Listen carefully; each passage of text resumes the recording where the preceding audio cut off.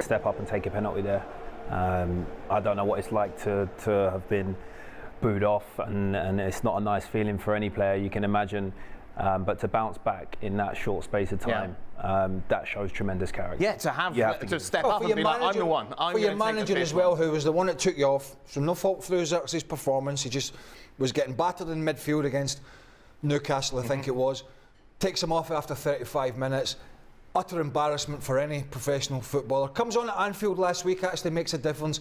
And then the definitive penalty, of course he didn't know it was going to be definitive when he named them 5, but it's still a big slot to go into. For his manager to say, do you know what? Go on, son. Go on, you taking the 5th penalty, I thought was a big statement from Ruben Amorim.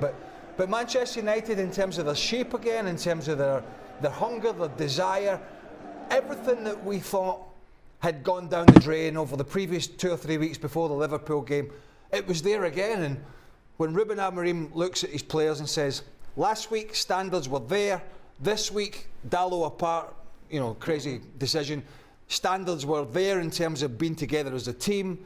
Yes, they can play better, but of course they were backs to the wall stuff. But in terms of, do these players want to fight for the manager? Do these players want to defend?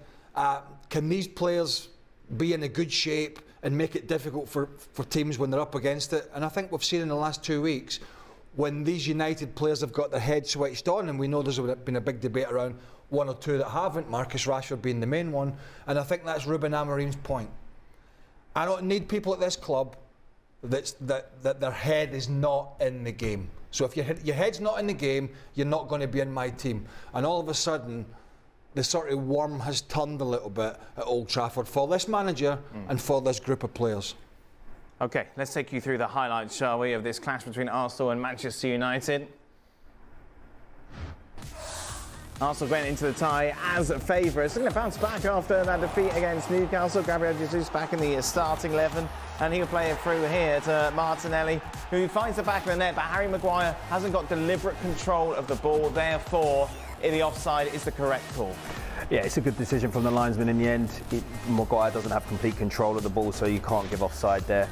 It was a bit cat and mousey for a while in this game, and then comes alive a little bit, but the first half really was pretty quiet from both teams. Yeah, this was a chance from Martinelli. Kind of summed up what was a pretty lacklustre first half and the final third from Arsenal. Here, Gabriel Jesus goes down. He would be stretched off injured. Bruno Fernandes furious because, of course, it's a foul that actually wasn't given. Yeah, it should have been a free kick, and then obviously the way that he fell here, I think Gabriel Jesus meant he had to be stretched off, so that's very, very unfortunate for the player, because he'd come into the side and generally had done a very good job. Now, things would certainly liven up in the second half. Dalot here, this is his first yellow card.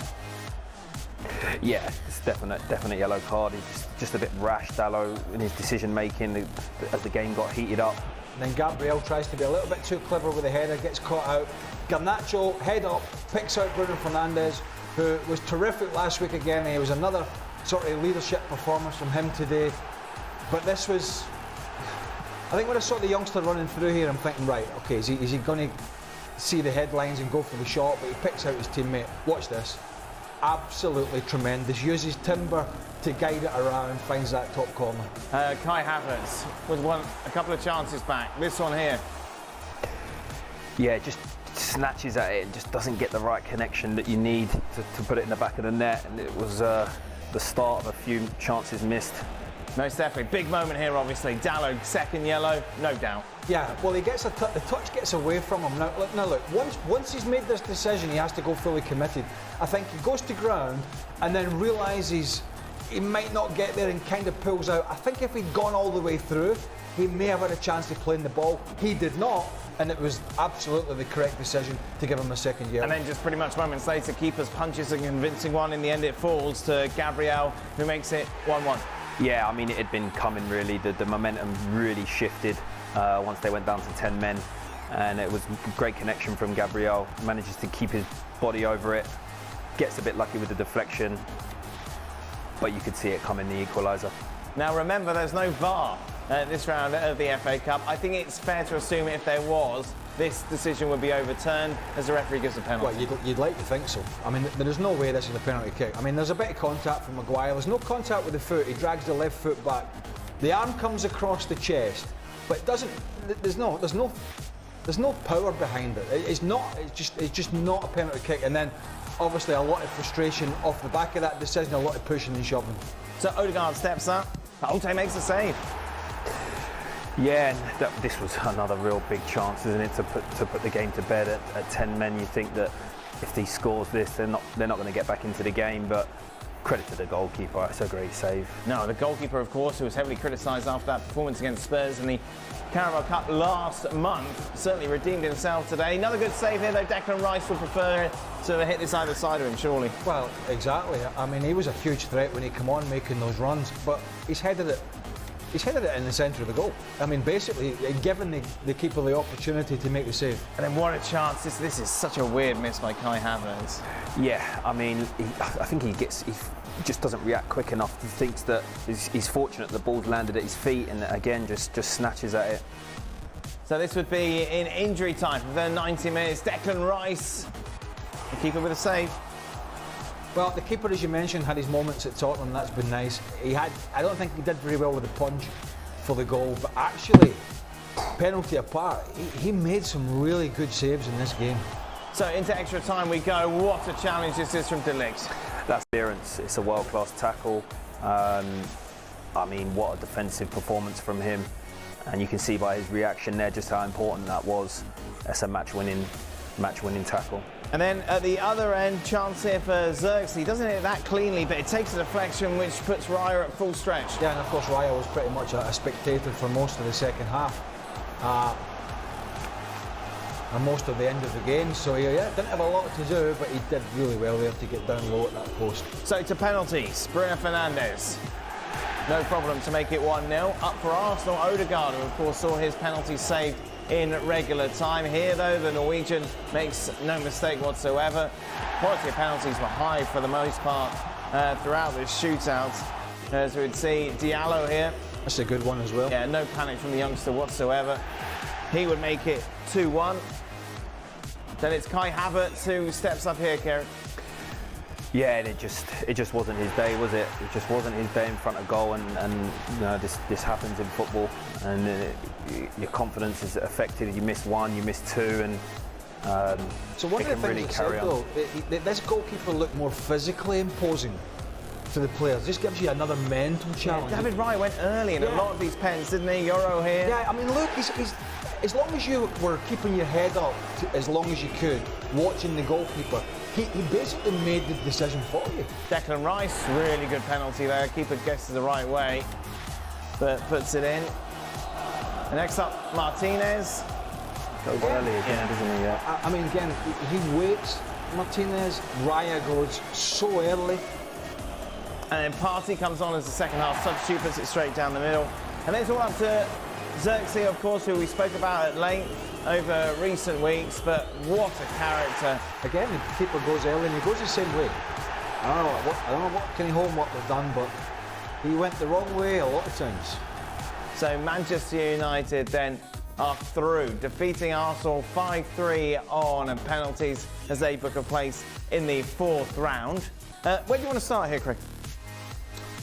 Well, we've had a little word on Man United, but you know, I'm interested to see and hear what Arteta says after the game. You saw the expected goals there. I'm fed up hearing about expected goals and pressure, and that's not the story of the game if you watch the game, which is what he said against Newcastle. Lots of possession, but not a lot of clinical finishing in the final third. Guess what? We have the same story over and over and over again. It is so obvious for Arsenal. And yes, they're missing Saka. Yes, they're missing some key players, but they're still getting into those areas, but they're not punishing sides. And when you don't punish sides, you give them opportunity, hope, and a chance at the other end. And that's what happened here. You look at the stats in the Newcastle game, and then you go and look at the stats in this game, albeit United were down to 10 men. But you go and look at the stats, and they're probably going to be very similar. Possession, crosses, chances, but once again, Arsenal have come out in the wrong end. And when you don't have people up front that are good enough to take you to the next level, which I think is the case with Arsenal, Arsenal will remain to be bridesmaids and not the bride. I just believe that. I mean, penalty apart, this is a weekly occurrence here from Kai Havertz, right? And it's almost like I feel I'm talking about Kai Havertz every time Arsenal play and every time we're on the show. And it's not because I want to do it, but it's because he plays in such an important position and he misses so many big chances. Now, I don't care about this. Anybody can miss a penalty. And actually, it was a very, very, very good save from the Manchester United goalkeeper. But if you're going to challenge the Liverpools and the Cities for the Premier League, you need a player in the front line that is way more effective than this guy is. And I know there are people who, and obviously Arteta's one of them, he sort of can't see past them, it seems. And I know they don't really have many other options, but that's his choice. It's his choice. He's had transfer windows to address this. He hasn't done it. He's unlikely to do it in January, unless they panic. Maybe he will with the Jesus injury, I don't know. But what we do know is Chelsea were willing to sell the player because he wasn't prolific and consistent enough. And let's not forget, Arsenal buy him as a midfielder. That didn't work. So it was another mistake from Arteta. Now he plays him up front and he works hard and he runs and he's a good guy and he's got a great attitude. But in terms of being good enough for Arsenal to go to the next level, whether it be the FA Cup, the Champions League, or tracking this Liverpool team down, if they don't get a goal scorer in that position, they're not winning the Premier League. End of story. Is that fair? I think at this point it's fair to say that. You know, I've watched them for the last 6 months, and you kind of feel that we're waiting for the Arsenal of the previous 2 seasons to come out in them, and you know it's there. You know it's there in them, but obviously, you know, for whatever reason, this season we haven't seen it so far. And so at that point, you know, you have to either go into the market and freshen things up. You know, we're missing big players at the moment. And listen, putting the ball in the back of the net is the hardest thing to do as a football player. It's very, very fine margins. And at the moment, those margins we're missing out on. And listen, it doesn't help that we go and play against Newcastle the week before, who have a striker that we're heavily linked with. It's January, the window's open, and then we come and play in the FA Cup against United. You know, they go down to 10 men, we have so many chances, we can't score. All of these things coming in the same week, it doesn't help Mikel. You know, it doesn't help Arteta at all. And it only highlights and sheds light on the fact that, you know, they need firepower. I'm not having this discussion about any player, if it's just 1 or 2 games. That would be ridiculous. But there's a pattern here, and there has been for a while. But he's not the only one. You know, Marino, ineffective. Yeah. Gabriel, you know, bit of a mistake for the Jesus goal, for the Fernandes goal. Tries to be too clever with the header on the halfway line, gets caught out. Declan Rice missing chances when he comes off the bench, an easy header should have. So there are many other factors, but that's the biggest one. I think the biggest one for me, because when everybody's fit, the back four will take care of itself. Young Lewis Skelly's a good player, Calafiore's a good player, Timber's a good player, centre halves are strong, keeper's been strong for the most part. Midfield can be strong when everybody's fit. It's up here. That's where there's a gaping problem. I think that's where the frustration comes from, is because, you know, it took Mikel a while to really build a framework and get the club back to, you know, challenging for the title. And you're so close, you know, and it must have been agonising last year to have missed out on, you know, a point or 2. And when you feel that close and you just miss out, and you realise that there's just a couple of pieces, you know, two maximum pieces to complete the puzzle, that's where the frustration comes from. And I think that's what we're seeing now, you know, where the pressure is going to mount. But you have to be ruthless, don't you, as a manager? These guys have done well for me, but we have to make a decision here. Where's the money need to be spent? Yeah. I'm sorry, but you're going to be a squad player because we're going to go in the market for this guy who's prolific. And how long's Jesus out for as well is another question after we saw him go down. Yeah, but we just don't know what that injury is. I mean, it looks so innocuous. But so these are all the questions for Arteta. But on the other side of the coin, it's been a brilliant story because Bruno Fernandes was a player who was getting sent off in his discipline, and was he a leader for them? Well, you have to say, and this is only a small sample, because we know he's a good player. We know that.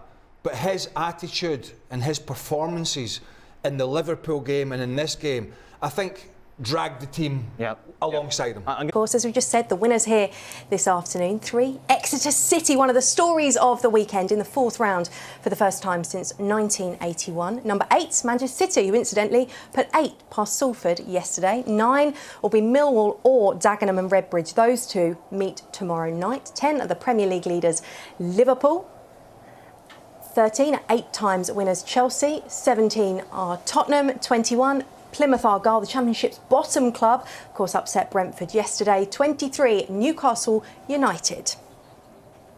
Indeed, Kelly, let's have a look at the draws just to remind yourself. Well, look at what popped out right at the top. Manchester United versus Leicester City. Interesting ones for Exeter, home to Nottingham Forest, who are flying so well.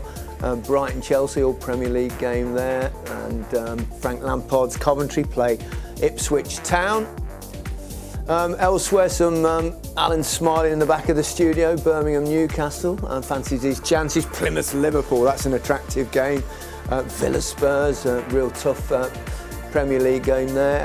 Oriental Derby against Manchester City. Both those sides would love to play against the defending Premier League champions.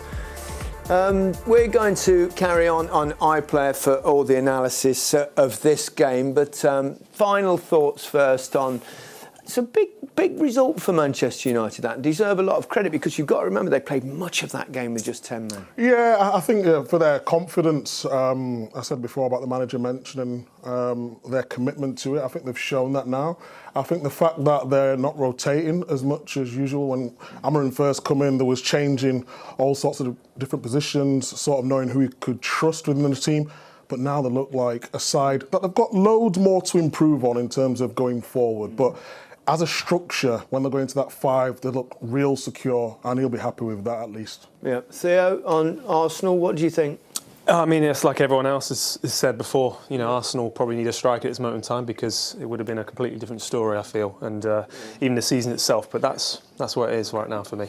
OK, for now, gents, don't forget to press your red button to join us on iPlayer next for more post-match reaction. But that's it on BBC One. Manchester United won on penalties. The hero, Bayindir, an early contender for the Ballon d'Or.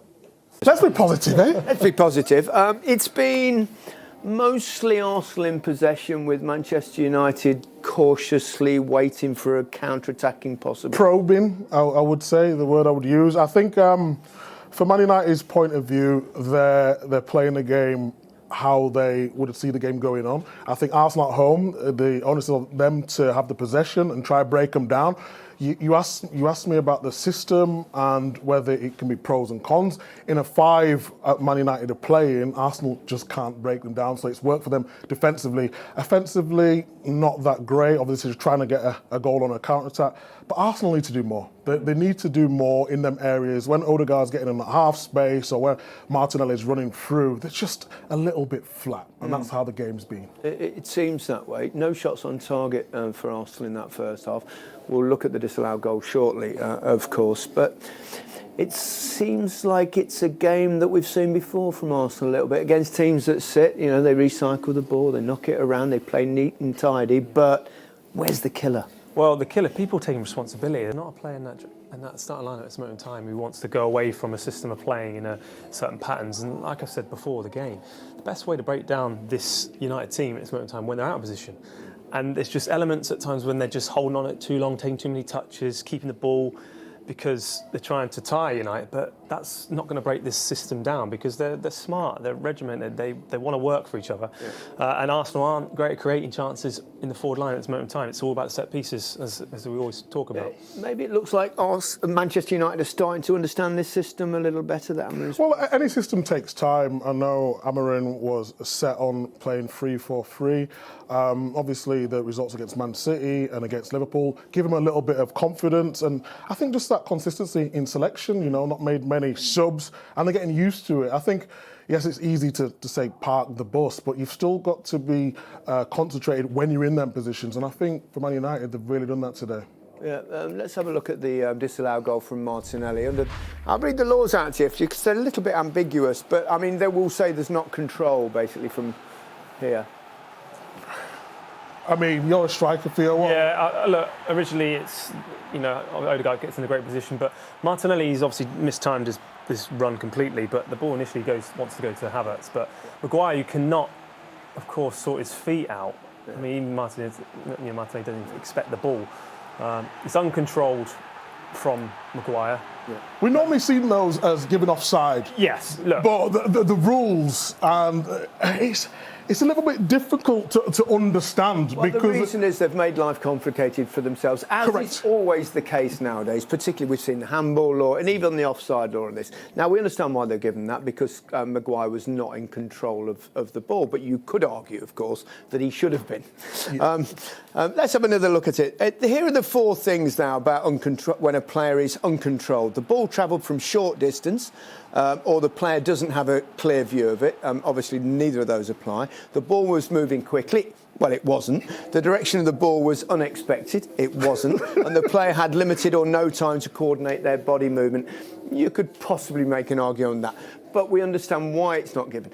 Now, why don't they just say all deflections in those circumstances it'd be easier, wouldn't it? Are offside? Yeah. Rather than this ambiguous nature, uncontrolled, controlled, and all that. So but how can you tell if someone's controlled or uncontrolled? Well, it's subjective, ultimately. Correct. It's subjective. But we're not saying it was offside, and it should have been offside. Yeah, correct. Under any laws, I think. Martin Odegaard, he's pushed and probed, hasn't he? He's the one player that looks like he might open the can. Yeah, I think when you're watching Arsenal, you're looking for someone to unlock that door, and there's a system. Man United with 5, the 2 number 10s are making a 4 in midfield, and he's the one who's trying to open up. But the movement in front of him, everything's just a little bit too slow. It's giving Man United time to get set, and they can deal with this all day long. He's the one who always looks to get into his position, with Skelly coming into midfield, making it very difficult, and just getting on the ball on the half turn. But everything, again, is just too slow. You in his position as a winger, Theo, or forward, you want the ball played quicker. Everything is just in United's favour at this moment in time. It allows them to get set, cross into the box, and they can deal with it. But you really wanted to look at this next example here. Yeah, this is the example here. When a player has space, you got to realise that you got to make runs in behind. I just think initially he could have played it sooner, but as soon as it's too late, he needs to go out wide, of course, here. To the left, yeah. But this is the point of Arsenal at the moment in time. They haven't got players that can carry the ball and be up with these players. But yeah, one more through the lines here. It gets in a good position. Maguire doesn't ever want to go in that position at any point, but then you need the runners in behind. But when there's a player of time with the ball, runs in behind, disrupt the team, unbalance the team. But Man United are so set in their ways. Look how many bodies are around them right now. They can deal with this. Yeah, when they are set like that, what should they do? Well, like I say, when you're out of position, this is where they need to play differently and try and allow Man United to come up the field to try and win the ball higher. But obviously, Man United are expecting Arsenal to have the ball, so just say, you keep it here. We know we're doing the right things. Exactly that. Yeah. So it's a very unusual game, but Man United, they're growing more into this game as the longer it goes in. They've obviously got Saka out at the moment. Ranieri as well. And Ranieri. And now Jesus. That I'm a little bit worried about this one, because there were 2 instances. The first one, we thought, he's been elbowed, but then he went down holding his knee. Maybe he fell awkwardly. I hope it's not a serious one, but you often see those funny landings. I don't want to say it's a serious injury, but I do worry a little bit, because a few minutes later, of course. Yeah, I think it's because of knee injuries before as well. You're always worried a little bit, and having to come off. It can't be great, but I talked about before the game, the effort he puts in for the team. It was a foul. It wasn't given, but his arm goes up straight away, and then just look at the reaction of Fernandes. It should have been a foul, but the knee again, you see, he's landed awkward. Yeah, I think actually I worry he about wasn't that. really running comfortably in the first place, but you can see how Fernandes thought it was a foul. That's his style for you, and he obviously gets his booking from that. Hopefully he's going to be back soon, but it does not look good. Does something like that with Jesus being stretchered off there, and obviously Saka out for a while as well, do you think this forces them perhaps to make a signing in this window? Well, look, in those positions, they've got obviously Sterling's coming on, who's a... Yeah, but Raheem Sterling's not played for a long period of time, and it's hard as a player. You've been there. If you haven't played for a period of time, it's hard to obviously get up to scraps, but. I mean, being in the Arsenal setup and seeing the fans and speaking to them, look, they want to see players, they want to see signings. The player, obviously, Isak the other day, it's a big signing, but look, they're not going to expect that in January. Fans always do. They always do, and I'm one of them. So let's see. But look, it's a big ask, especially in January. Okay, 9-0 after 90 minutes was a great effort. And obviously, this time last year, they would have had a replay at the Tottenham Hotspur Stadium. No, devastating for them, but obviously a great day for them. Unfortunately, I couldn't get it over the line in the end, but just looking at that plastic pitch was hurting my knees. I don't know about you. They'll feel that tomorrow. They'll feel that tomorrow. Talking about a man with bad knees, let's join Alan Shearer. Alan, Newcastle are finding it hard, obviously. I know you're not watching that game, but Bromley, tough opposition. Yeah, going 1-0 down, which I saw, and then it flashed up 1-1. So yeah, it's going well for Bromley at this moment in time. Let's hope it changes in the second half. No, it's been a bit cagey here, hasn't it? Yeah, as Arsenal are lacking a threat up front and a presence up front. And they've got to move the ball quicker. They've got to have more energy about them, Arsenal, to shift this Man United team around. They're very structured in what they're doing, and at the minute everyone's understanding their roles, and Man United look comfortable in their defensive duties.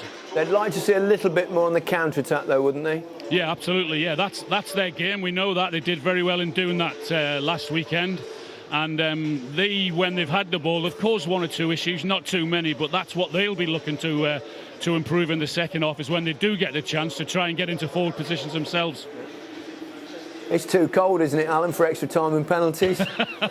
There should be no extra time anyway. We've already discussed that. Should just go straight to penalties if that is the case. Yeah, totally agree. Thank you, Alan. Enjoy the second half and get us a goal somehow.